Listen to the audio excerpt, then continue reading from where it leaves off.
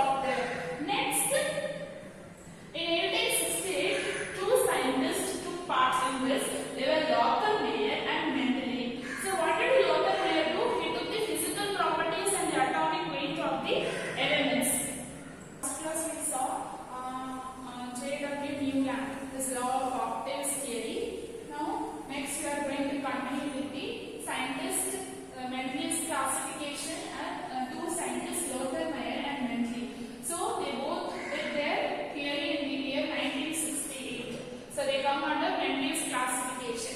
So what did Arthur Taylor did? He took the physical properties. For classification of the elements, he took the physical properties. So what are the physical properties? It's atomic volume, melting point, and boiling point.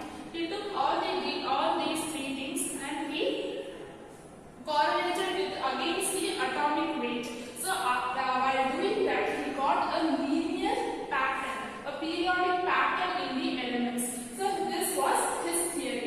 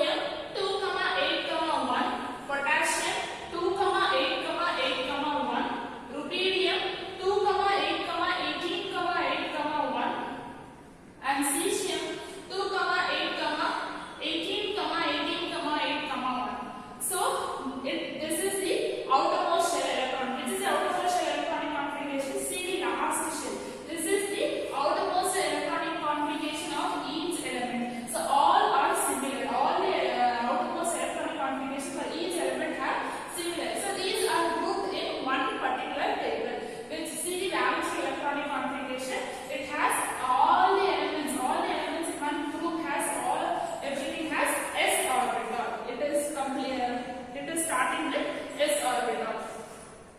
So next, after this, how is the modern periodic table? It has 18 vertical columns, that is groups. It has 18 vertical columns. 18 vertical columns are called as groups, and 7 horizontal rows. 7 horizontal rows are called as periods. In the modern periodic table, the periodic table is arranged in this form.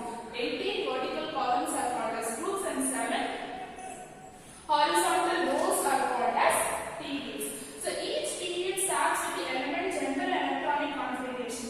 So each, in the periodic table, if you see the periodic table, each element starts with the general electronic configuration, that is NS1. It starts with the general electronic configuration. If you see the table, lithium, sodium, potassium, ruthenium, cesium, the starting element, the starting electronic configuration will start with NS1, and at last it ends with NS2, NP6. So that n is the periodic number. So in this way, each elements in the periodic tables are arranged in different manners. So for alkali metals, the starting one is NS1 and it ends with NS2, NP6.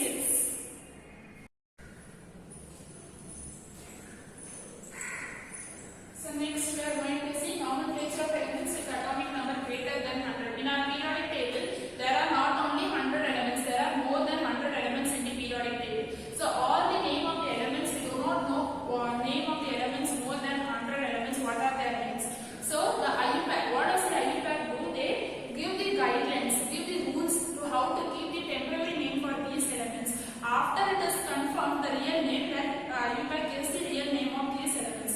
Till that time, meanwhile, they give the temporary name for these elements. So the IUPAC only gives these rules and guidelines to how to keep the name for these elements. So first, they are how the IUPAC nomenclature of elements, how they give. First they write the digits from 0 to 9. From 0 to 9, and its root. For 0 it is NIL, that is nil. And for 1 it is UN, un. For 2, byte.